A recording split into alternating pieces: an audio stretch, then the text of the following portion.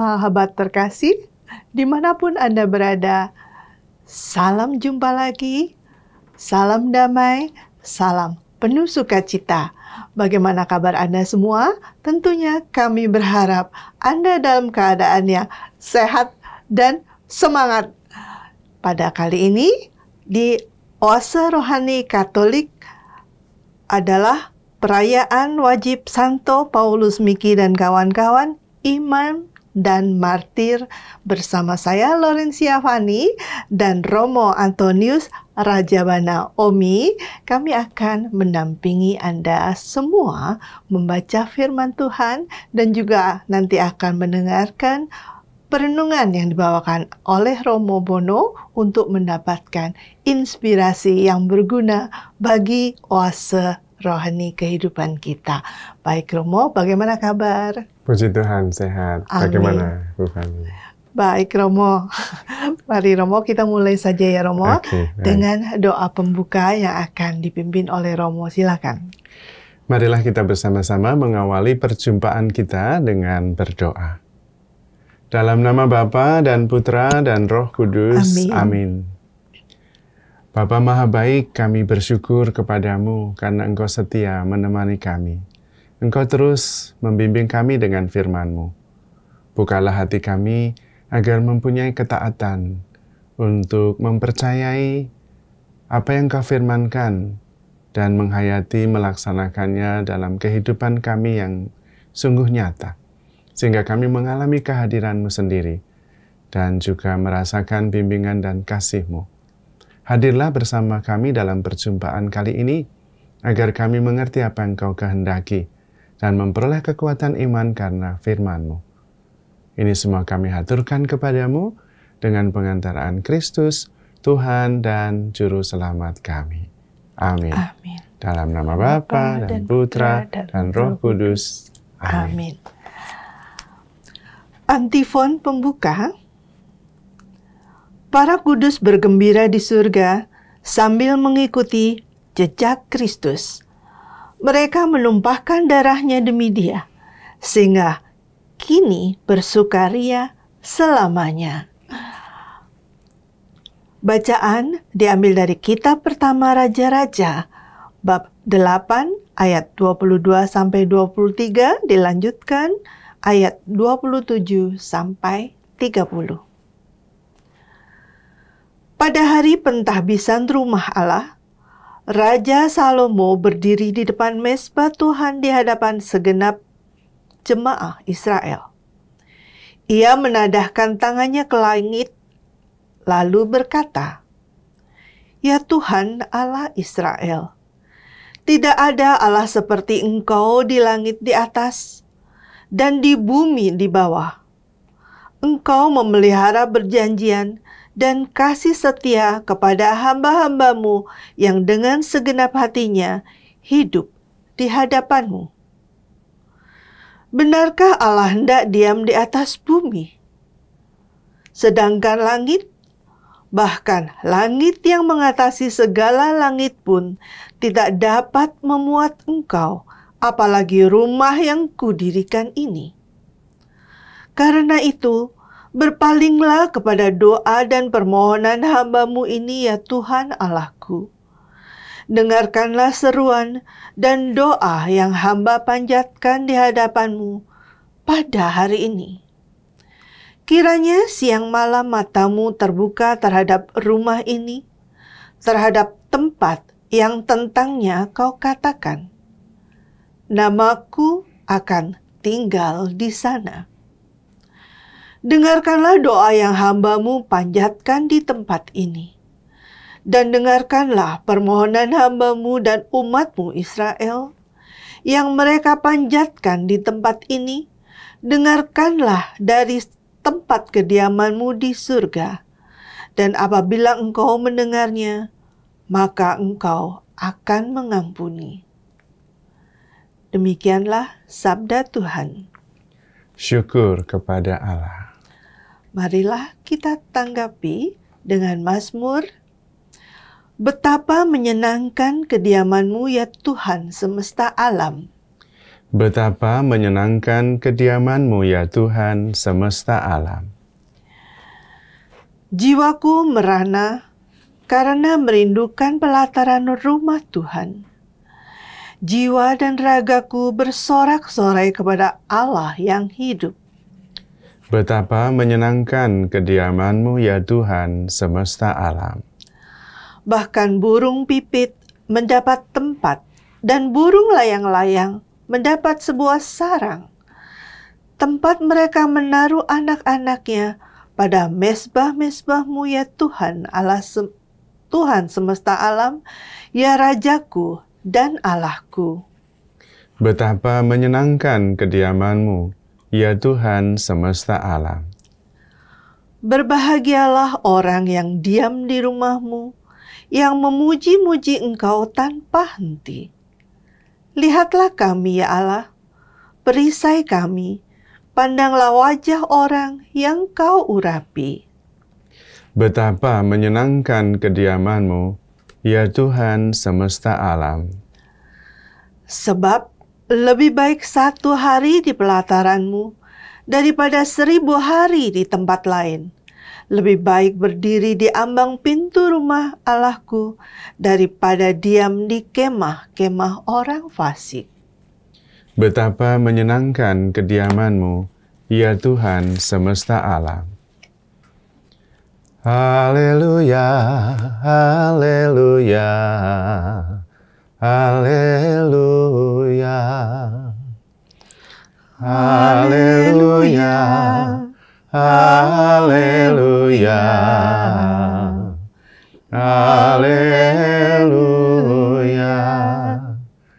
Condongkanlah hatiku kepada perintah-Mu ya Allah, dan karuniakanlah hukum-Mu kepadaku. Haleluya, haleluya, haleluya. Tuhan bersamamu Dan bersama roh. Inilah Injil Yesus Kristus menurut Markus. Dimuliakanlah Tuhan.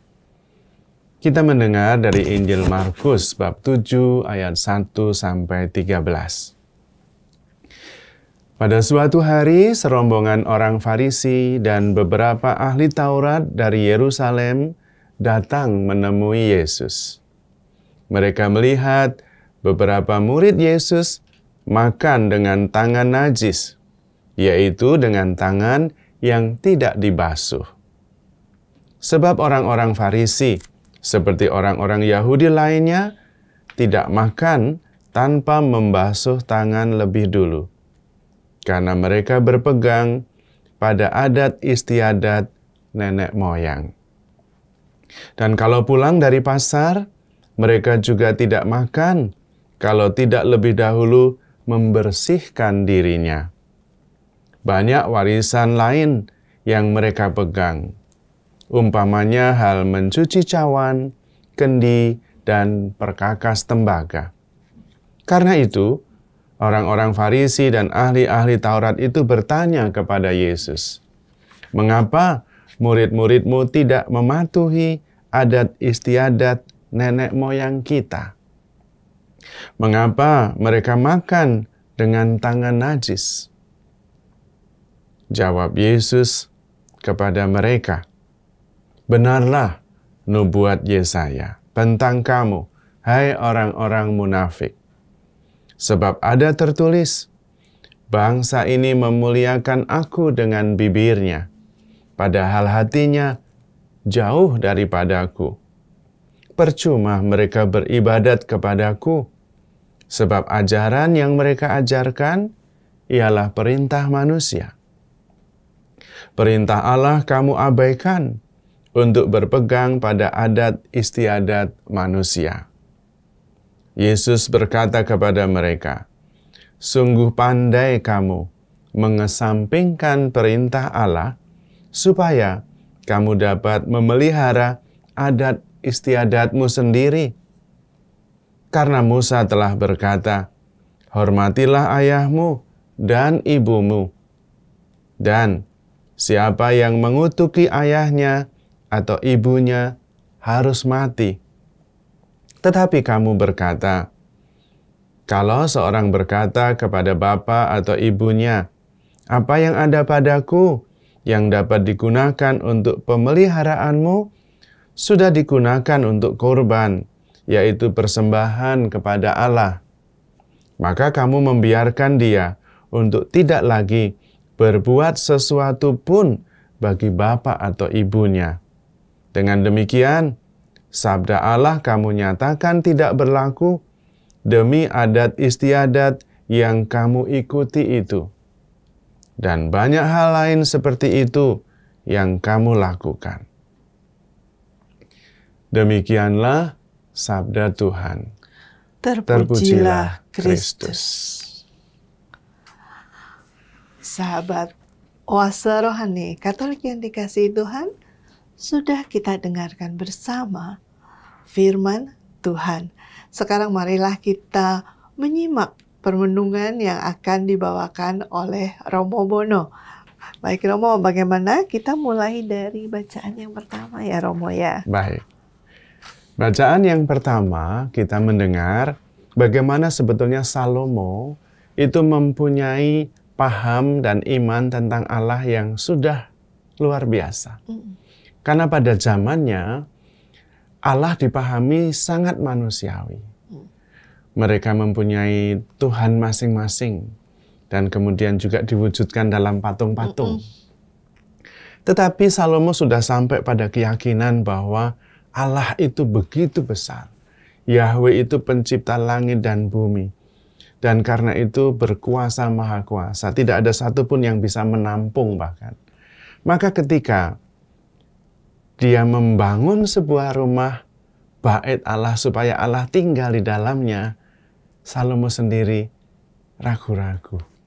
Apakah benar Allah yang maha kuasa itu yang menciptakan langit dan bumi, yang besar sebesar-besarnya tidak ada satu tempat pun yang bisa menampung Allah? Allah mau tinggal di satu tempat yang dibangun oleh manusia. Dan itu ditanyakan. Di balik itu ada sebuah paham tentang Allah yang sudah jauh lebih maju daripada bangsa-bangsa di sekitarnya. Tapi pada saat yang sama, itu juga bisa menjadi pertanyaan kita. Bahwa pengenalan akan Allah yang begitu besar membuat kita kadang-kadang kalau hanya berdasarkan pikiran, membuat kita juga tersesat. Bagaimana Allah yang maha besar itu bisa tinggal di dalam sebuah rumah, bait Allah yang dibangun oleh manusia. Dan itu tidak bisa dimengerti. Namun disinilah justru, memang banyak hal kita tidak mengerti. Dari pihak manusia tidak bisa Allah yang maha besar tinggal di dalam rumah.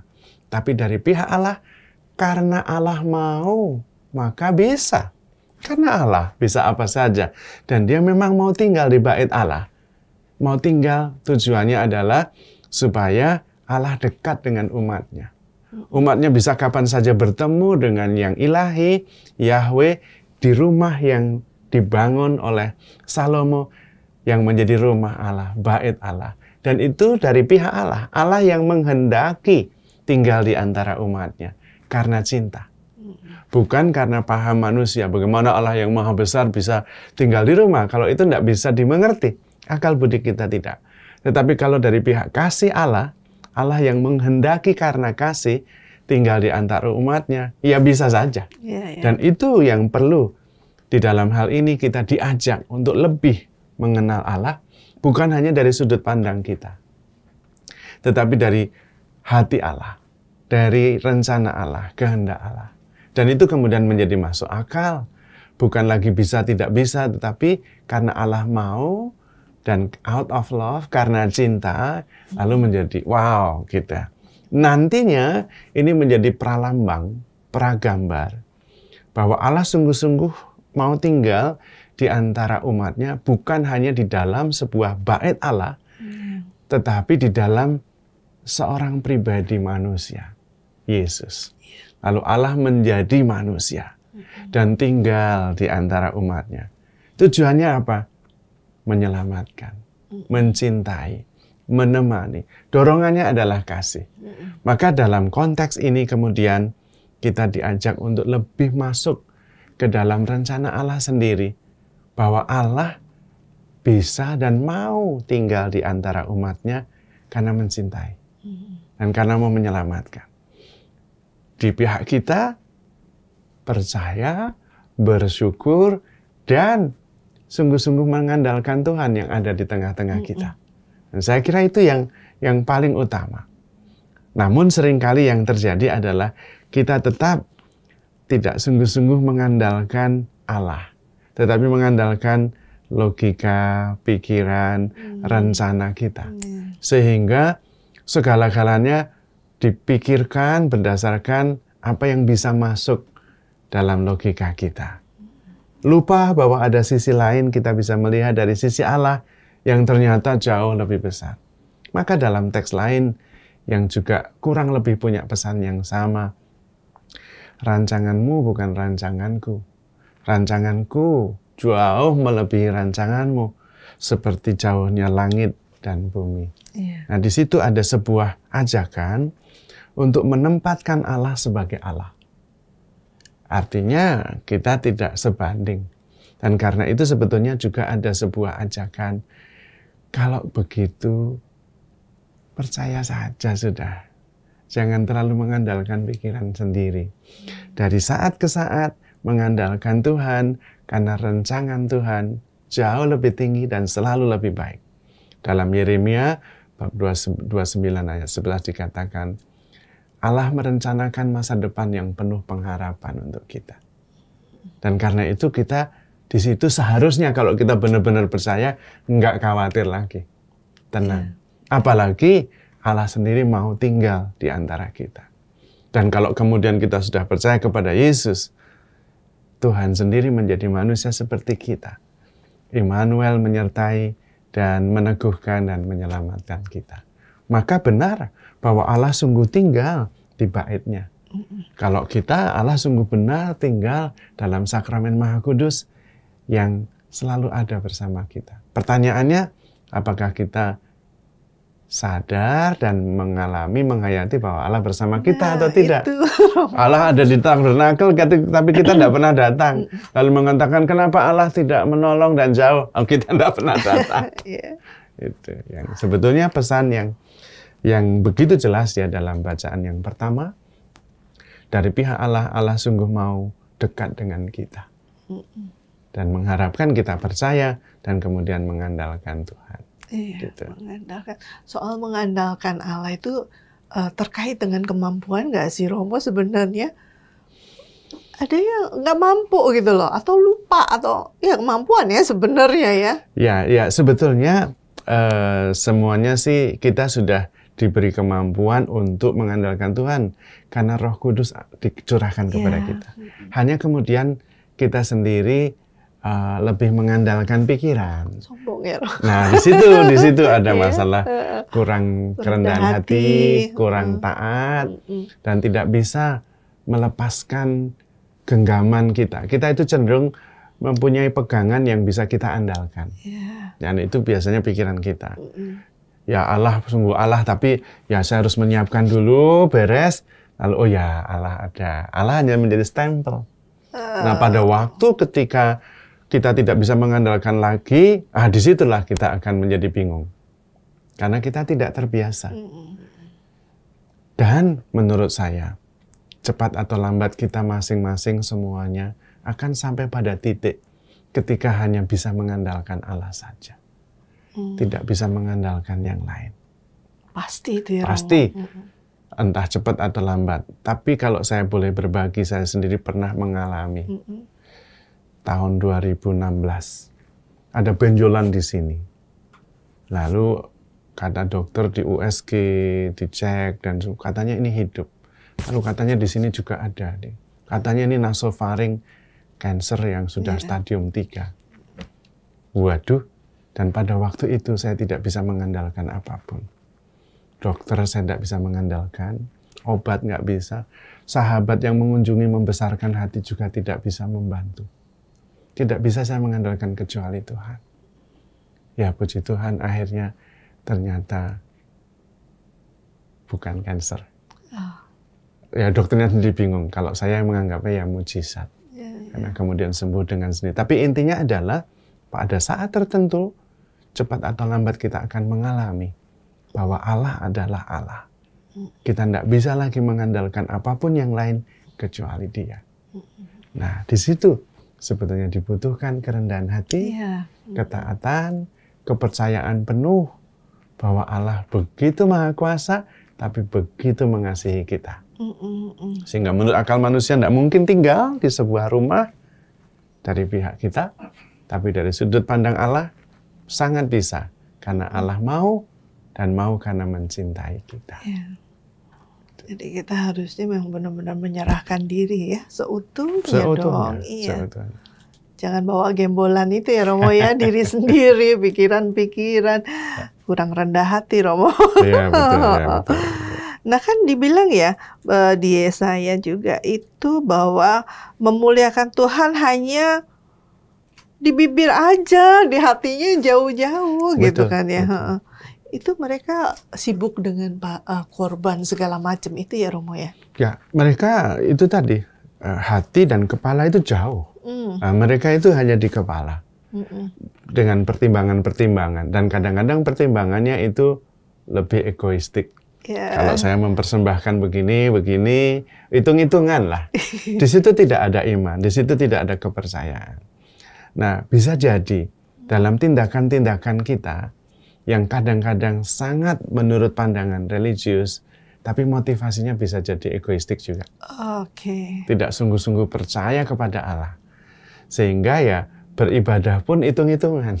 Itu bisa jadi. Ada boncengan, Motivasi, kepentingan. ada kepentingan. Padahal kita percaya saja, karena rancangan Tuhan jauh lebih tinggi seperti bumi dengan langit. Apakah kita percaya itu soalnya? Atau masih tetap dengan pegangan akal budi kita?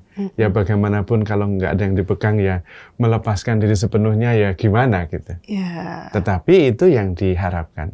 Tuhan menjadi Tuhan dan kita tetap hambanya yang jauh dari rancangan Tuhan itu. Dibutuhkan kepercayaan, iman, dan ketaatan kepada firman-Nya. Iman, kepercayaan, dan taat ya Romo ya. Betul. Plus yaitu kerendahan hati. Kerendahan hati, ya betul. Ya betul. Kalau kita tetap mengandalkan diri sendiri, kurang rendah hati, tidak bisa percaya kepada Tuhan. Tidak akan bisa membuka hati ya. Akhirnya nggak tahu juga apa sih sebenarnya rencana Tuhan. Nggak pernah bertanya seperti itu, Romo. Karena mengandalkan pikirannya sendiri. Baru ketika mentok, lalu kadang-kadang malah menyalahkan Tuhan.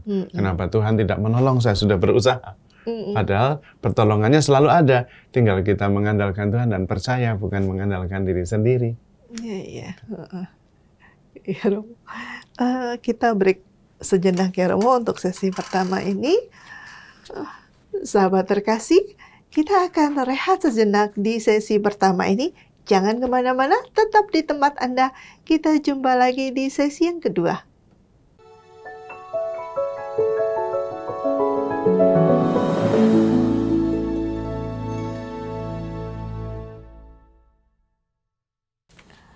Sahabat terkasih, jumpa lagi untuk sesi kedua Oase Rohani Katolik edisi hari ini, perayaan wajib Santo Paulus Miki dan kawan-kawan, imam dan martir. Kita akan lanjutkan perbincangan rohani kita bersama dengan Romo Bono dan saya Fani.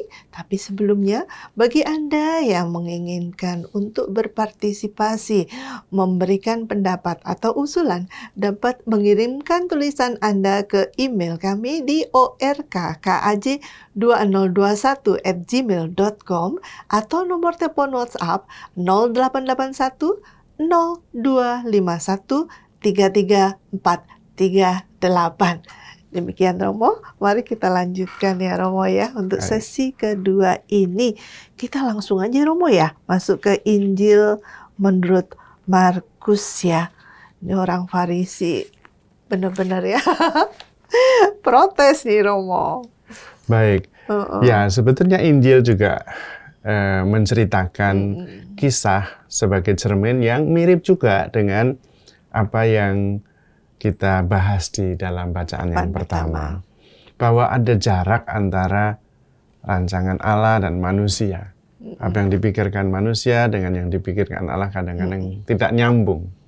Manusia, Salomo melihat Allah begitu besar, kenapa bisa tinggal di rumah yang dibuat manusia? Tapi ternyata bisa kalau dari sudut pandang Allah. Sama juga dengan Yesus ini. Orang-orang Farisi, mereka mempermainkan firman Tuhan, tidak ada keterbukaan dan iman dan kerendahan hati seperti diharapkan dalam bacaan yang pertama, tetapi justru menggunakan akal budinya, membenarkan diri, membenarkan adat istiadat mereka, dan mengesampingkan firman Tuhan. Mereka berpikir bahwa dengan berbagai macam alasan, argumentasi, firman Tuhan ya bisa ditawar-tawar lah. Kalau untuk menghormati ayah dan ibu, ya saya menghormati, tapi yang biaya untuk menghormati itu sudah dipakai untuk persembahan, kan sama saja untuk Tuhan juga. Dan ini untuk Tuhan, nah, manusia kan ya harusnya sudah mengerti lah, kalau untuk Tuhan ya tidak usah, jangan diprotes. Itu kemudian mereka mengesampingkan firman Allah untuk adat istiadat mereka sendiri. Dan di situ kemudian kurang memahami bahwa sebetulnya adat istiadat itu tidak harus diperlawankan. Bisa juga adat istiadat itu mendukung iman. Atau iman bisa memperkaya adat istiadat. Sebetulnya bisa begitu. Dan kita juga sampai sekarang sebenarnya masih juga menghadapi problem ini. Antara adat dan iman. Firman Tuhan dan adat istiadat. Kadang-kadang kita juga punya sikap memperlawankan. Yang seharusnya tidak harus. Seperti misalnya, hormatilah ayahmu dan ibumu. Itu bisa juga diwujudkan dalam adat yang sangat bagus. Menghormati, memberikan kepercayaan kepada orang tua untuk mengambil keputusan, dan bagaimana kita selalu mengutamakan yang tua lebih dulu. Dalam adat juga bisa. Tidak harus dilawankan. Nah, kita juga sekarang ini bisa juga mempersatukan, memperkaya adat istiadat, meneranginya dengan iman dari firman Tuhan. Itu juga bisa. Terutama karena kita sebentar lagi merayakan Imlek. Nah, itu kan juga adat istiadat. Kita bisa melihatnya secara sinkron, dua hal yang bisa saling memperkaya, atau bisa berlawanan. Kalau berlawanan ya pas kebetulan Imleknya kan hari Minggu. Jadi ya saya tidak ke gereja hari Minggu karena merayakan Imlek. Nah itu lalu menjadi berlawanan. Tapi kalau kemudian Imlek itu sendiri dirayakan dalam Ekaristi, lalu punya makna yang berbeda. Bahwa ternyata Imlek itu juga ada nilai-nilai Kristianinya. Bahkan bisa diangkat menjadi liturgi yang bisa dirayakan dalam iman. Di situ ada hormat dengan orang tua, menghargai persaudaraan, menggarisbawahi kemurahan hati, saling berbagi, makan bersama, bersatu sebagai keluarga. Itu kan seperti Ekaristi. Nah, dan di situ kemudian kita bisa menarik itu, bahwa dari tradisi Imlek bisa juga menjadi Ekaristi, di mana Kristus sendiri menjadi Bapa yang merayakan perjamuan, lalu yang dibagi-bagikan adalah tubuhnya sendiri. Dan itu menjadi indah sekali antara Tahun Baru Singyen dengan Ekaristi juga bisa dirayakan bersama. Sampai dekorasi liturgi itu bagus sekali loh, Romo. Bisa, sangat bisa. Karena justru itu kemudian menjadi kekuatan yang luar biasa. Bahwa tradisi saya ternyata bisa nyambung dengan tradisi iman. Bahkan bisa menjadi perayaan Ekaristi yang sangat cocok, ya, sinkron antara inti pesta Tahun Baru Singyen, Imlek, dengan Ekaristi. Dan itu ternyata bisa saling meneguhkan. Tidak harus dilawankan, ya. Seperti itu. Saling melengkapi. Jadi jangan sampai adat istiadat versus keimanan kita Katolik, ya, Romo, ya. Betul. Apakah ini beda dengan inkulturasi ya, sama ya Romo? Sebetulnya ya inkulturasi adalah menangkap inti dari budaya atau tradisi dan kemudian bagaimana itu bisa diterangi dengan iman sehingga apa yang sudah dihayati di dalam tradisi itu tidak berlawanan, tetapi menerima terang baru istilahnya, dan kemudian bisa menjadi sebuah perayaan iman yang integral dengan perayaan iman yang kita, dan kita kemudian menjadikannya sebagai tradisi Katolik juga, gitu. Yang tadi tradisi biasa tanpa embel-embel iman menjadi tradisi Katolik, dan itu proses inkulturasi sehingga iman kita tidak tercabut atau asing dari asal kita. Dan itu persis sebetulnya inkarnasi juga adalah sebuah proses ketika Allah menjadi manusia. Yang manusiawi diakui lalu menjadi ilahi. Ketika Allah menjadi manusia, manusia tidak lagi manusiawi saja, tetapi menjadi ilahi. Nah, kalau bisa juga tradisi-tradisi kita bukan sekedar tradisi, tetapi menjadi tradisi Kristiani. Dan itu yang kemudian bisa membantu kita untuk kemudian membuat iman kita itu kontekstual. Real, bahwa saya menghayati iman saya sebagai orang-orang yang juga merayakan tradisi-tradisi tertentu. Ada tradisi Imlek, ada tradisi kalau di Jawa ya tradisi Suran, macam-macam. Tetapi itu menjadi berbicara karena tradisi itu kemudian diterangi dari sudut pandang iman, mempunyai makna baru yang lebih kaya. Sehingga apa yang sudah dijalani dan bagus dalam tradisi memperoleh kekuatan dan kekayaan baru karena iman. Dan di situ tidak ada perlawanan. Tapi memang harus hati-hati. Tidak hanya sekedar mencampur saja. Harus dilihat betul mana nilai-nilai yang sungguh-sungguh bisa semakin kuat, semakin tajam, dan melibatkan keduanya, dari tradisi maupun dari iman. Nah, itulah inkulturasi, dan sebenarnya itu juga inkarnasi ya. Allah menjadi manusia, manusia menjadi ilahi. Tradisi menjadi imani, sehingga iman kita juga bisa diwujudkan dalam tradisi yang kontekstual. Iya, itu bagus sekali.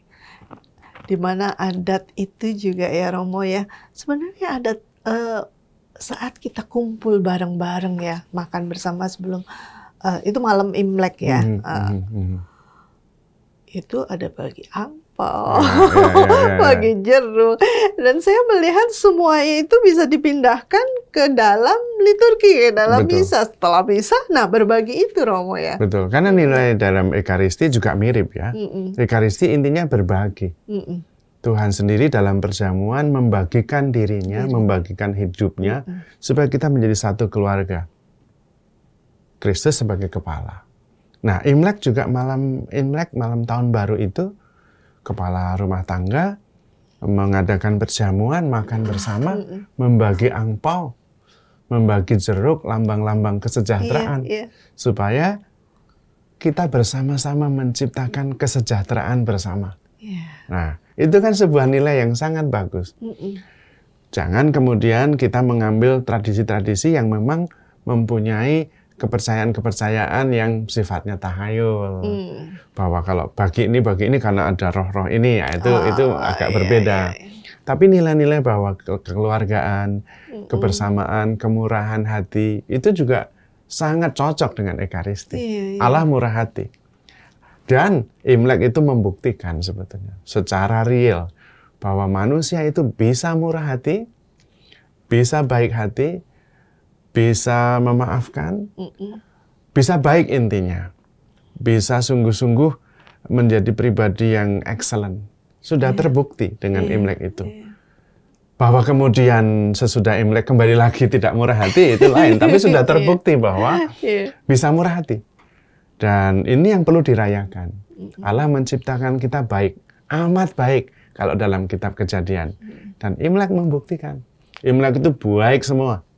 Murah hati semua, bagi-bagi angpau, bagi-bagi rezeki, ya kan? Dan itu terbukti bahwa kita bisa, dan itu membahagiakan. Karena itu ditunggu-tunggu Imlek setahun sekali. Setahun cuma sekali. Hanya masalahnya ya, kalau bisa murah hatinya ya jangan setahun sekali. Itu. Dan karena sudah terbukti kita bisa, dan terbukti murah hati itu membahagiakan. Betul, Mengapa tidak sungguh-sungguh terus murah hati? Dong, Dan itu bisa dirayakan dalam Ekaristi. Sehingga kita juga menghayati kemurahan hati Allah, yang meskipun berwujud Allah menjadi manusia, supaya tinggal bersama kita. Dan kemudian membagikan kebahagiaan dan keselamatan untuk kita semua. Kalau Allah sudah murah hati, mengapa kita tidak murah hati? Iya. Gitu. Amin Romo ya. Semoga kita bisa, semoga kita dimampukan ya Romo ya. Dan juga ada satu lagi Romo, itu kebiasaan yang baik itu kerendahan hati. Jadi adanya yang jarang kumpul, jarang datang gitu ya. Betul. Bisa jadi ada terjadi kelas atau apa, tapi selalu yang lebih muda akan datang ke yang lebih tua. Dan itu berkaitan dengan yang pertama, bacaan pertama. Hormatilah ayahmu dan ibumu. Dan itu dalam Imlek diwujudkan. Yang muda datang ke orang tua, perkara benar atau salah, sedang ada punya masalah, sedang sakit hati, saya lebih muda, tetap saya datang kepada orang tua. Dan di situ terjadi rekonsiliasi. Makan bareng, saling memaafkan, saling berbagi. Nanti yang tua berbagi kepada yang muda juga. Nah, itu sangat bagus, sangat ekaristis. Dan kita mampu, terbukti kita mampu. Itu juga seperti kalibrasi, mengenolkan lagi. Kalau ada masalah sepanjang tahun, gini-gini sakit hati, tahun baru sudah lupakan semua, saya datang, perbaiki relasi semuanya, bagus-bagus, makan bersama. Lalu indah sekali, dan itu sebetulnya Ekaristi. Allah dan manusia bersatu dalam kasih. Meskipun berdosa, oke, berhenti sejenak, merayakan Ekaristi, diawali dengan aku, saya mengaku, Tuhan kasihanilah kami, absolusi, komunio. Nah, itu juga sangat-sangat bisa sejajar dan bisa ditarik garis lurus yang sesuai antara perayaan Imlek, Tahun Baru, Singyen dengan Ekaristi. Dan buahnya itu salah satu contoh tradisi. Tapi tradisi-tradisi yang lain juga dalam suku-suku berbeda juga bisa. Karena tradisi pada dasarnya adalah sebuah proses kristalisasi nilai yang bagus. Dan karena itu dilanjutkan. Dan karena itu tidak perlu diperlawankan seperti dalam bacaan Injil. Kalau ini sebenarnya memperlawankan hanya akal-akalan saja. Karena mau mempertahankan adat istiadat. Sebetulnya egoismenya sendiri. Tidak mau membantu orang tua, alasannya ini sudah untuk persembahan. Ya, sebetulnya hanya melindungi egoisme saja. Tidak sungguh-sungguh adat istiadat. Iya, Romo, indah banget. Kita sudah kehabisan waktu, Romo. Baik. Sahabat terkasih, kita akan tutup pertemuan kita kali ini dengan doa penutup dan mohon berkat dari Romo Bono. Begitu ya, Romo? Silakan, Romo. Kita bersyukur kepada Allah atas firman-Nya yang selalu setia menemani dan membimbing kita.